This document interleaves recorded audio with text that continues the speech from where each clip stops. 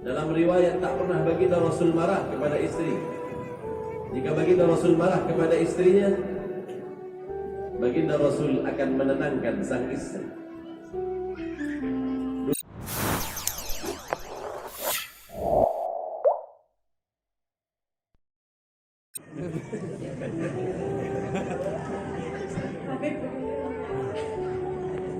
Sembahyang sudah, Beb.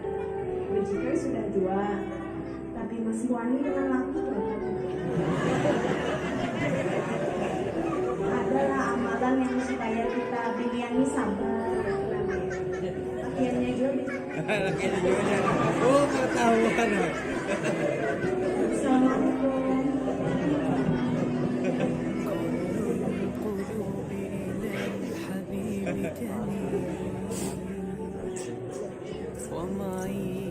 Di dalam sebuah riwayat,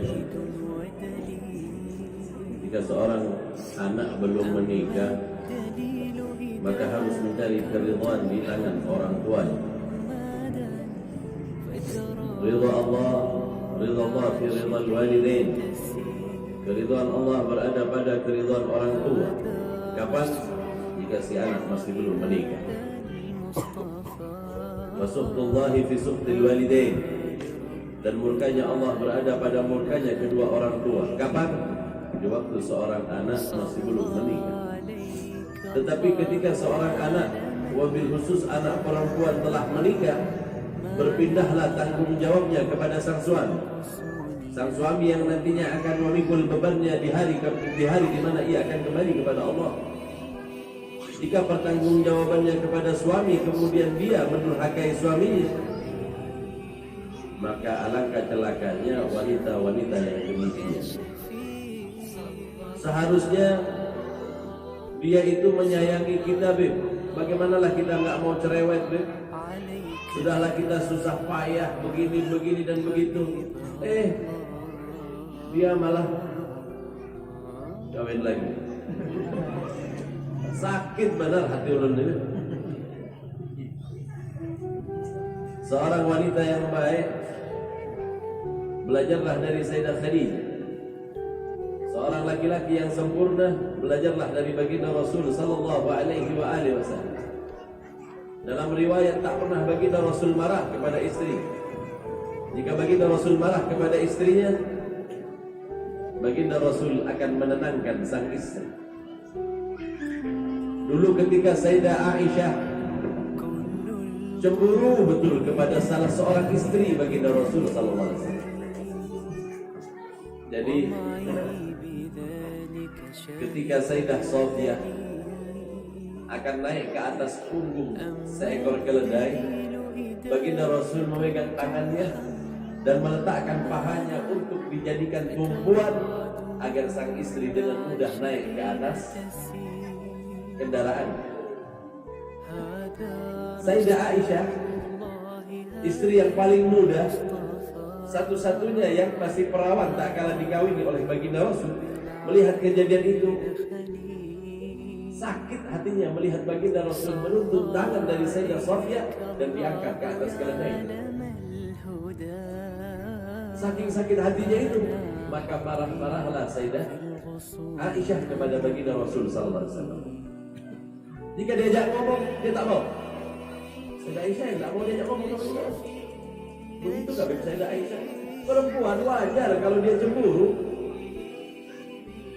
Jadi baginda Rasul kemudian mendekati, maka Sayyidah Aisyah menjauh dari baginda Rasul sallallahu alaihi wasallam.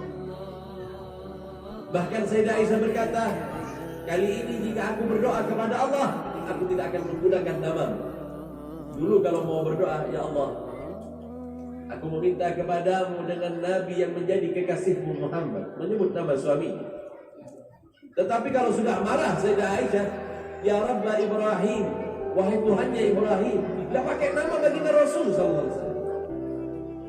Sampai Sayyidah Aisyah lari dari rumahnya pulang ke rumah ayah.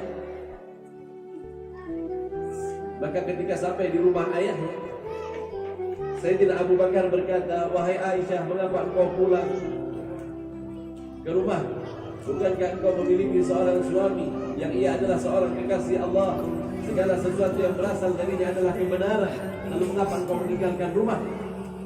Tidak, wahai ayah, aku sudah marah kepadanya. Wahai Aisyah, bertobatlah kepada Allah. Kalau tak mungkin Rasulullah salah, pasti ini adalah kesalahan.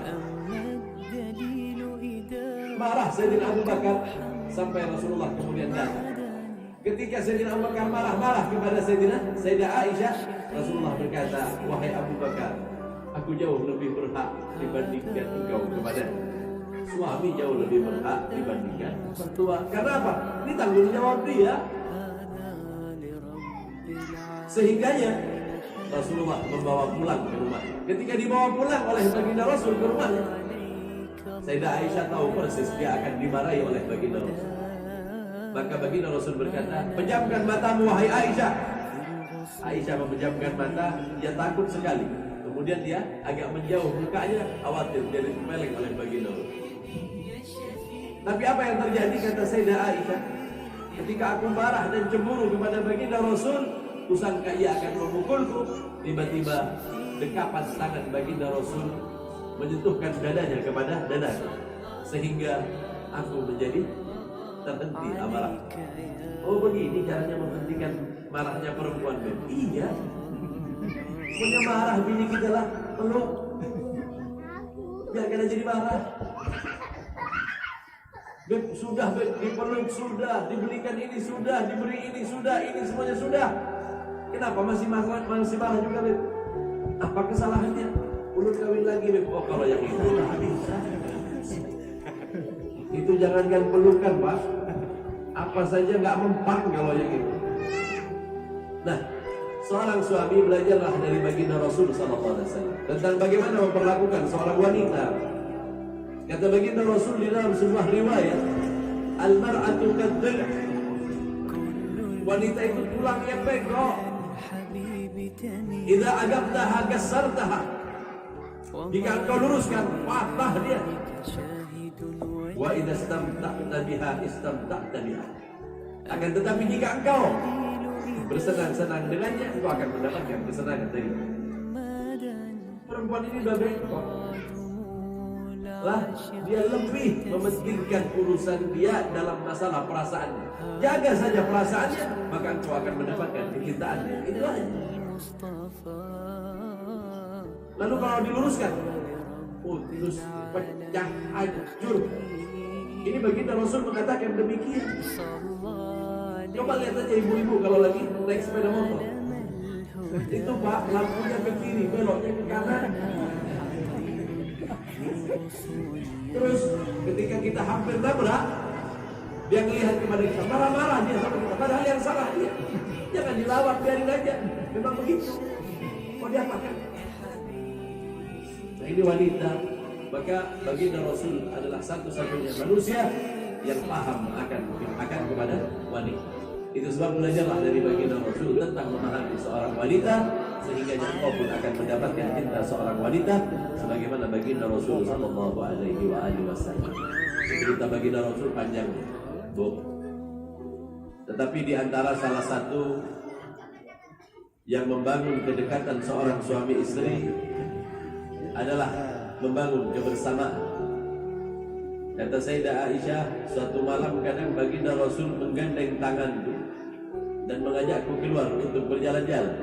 Ini perlu dilakukan dan ini sunnah dari sunnah kenabian. Jalan-jalan berdua di waktu malam, sunnah pernah dilakukan oleh baginda Rasul sallallahu alaihi wasallam. Tidur di pangkuan seorang istri, sunnah. Kebanyakan kita kurang harmonis karena sudah tua, merasa nggak pantas. Salah. Biar sudah tua, perlu juga kita tidur di pangkuan istri. Istri muda kah? Istri tua? Istri lah, pokoknya istri. Menyisir rambut suami, sunnah. Mandi berdua bersama suami, sunnah. Kalau saya ceritain banyak sunnahnya, tetapi banyak kita tinggalkan. Padahal inilah yang kemudian semakin merekatkan kita, hubungan kita dengan istri kita. Mengapa hanya berlangsung sampai umur 40 saja, Beb, kemesraan saya? karena kurangnya kita meniru baginda Rasul di dalam kehidupan kita. Kadang-kadang perlu berjalan berdua walaupun sudah tua. Sebagaimana baginda Rasul ajarkan. Panggillah orang yang kau cintai dengan panggilan kesayangan. Ya Humairah, kata baginda Rasul, pujian. Ini manggil istri nggak benar. Panggil istri, kesini tong sampah atau apa? Panggil dengan panggilan kasih sayang. Rasulullah memanggil istrinya dengan panggilan kasih sayang. Baginda Rasul jika marah memeluknya.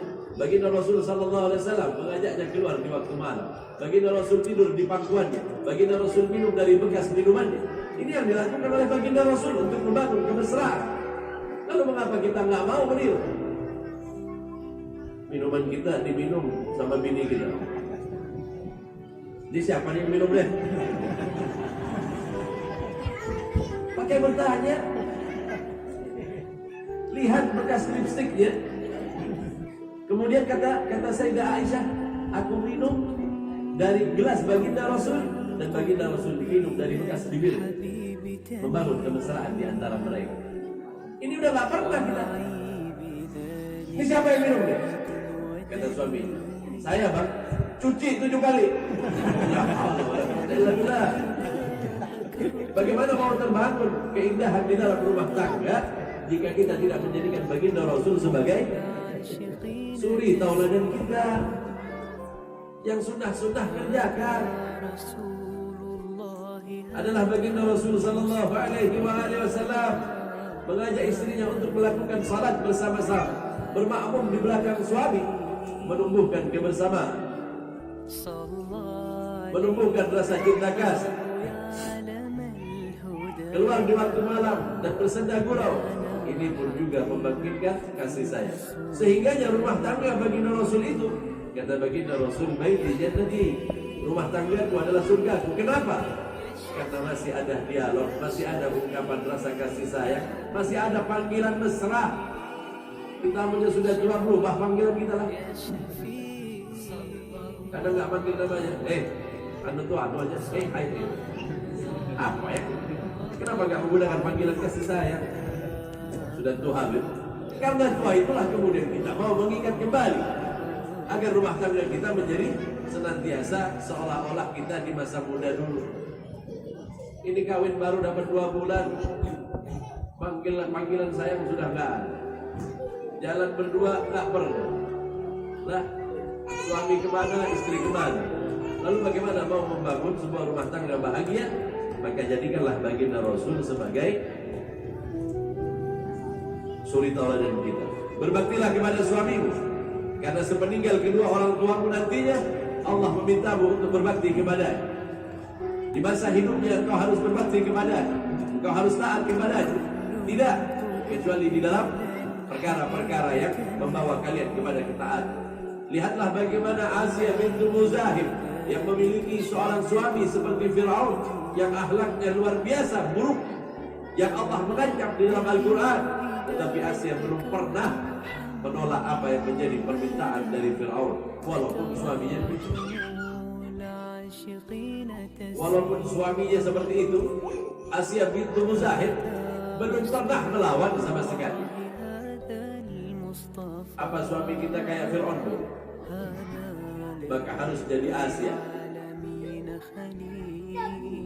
Lah, kalau suami bagaimana, Bib? Jadilah engkau Ayub, tak kalah harus bersabar kepada buruknya perangai seorang istri. Dalam sebuah hadis disebutkan oleh baginda Rasul, man sabara ala su'i khulqi zawjatihi a'tahu Allah mithla ma a'ta Ayyub fi bala. Jika seorang laki-laki bersabar akan buruknya perangai seorang istri, Allah berikan kepadanya pahala sebagaimana pahala Nabi Allah Ayyub alaihi salam. Kemudian apa kata baginda Rasul? Man sabarat ala su'i khulqi zawjiha a'taha Allah mithla ma a'ta Asia bintu Muzahim bi balaiha. Jika seorang perempuan bersabar atas buruknya perangai sang suami, Allah Subhanahu wa taala berikan pahala sebagaimana kesabaran Asia bintu Muzahib tak kala diuji oleh Allah dengan suami yang namanya Fir'aun. Bersabar intinya di dalam rumah tangga, akan tetapi di dalamnya dibangun sebuah peribadatan kepada Allah Subhanahu wa taala. Wallahu a'lam.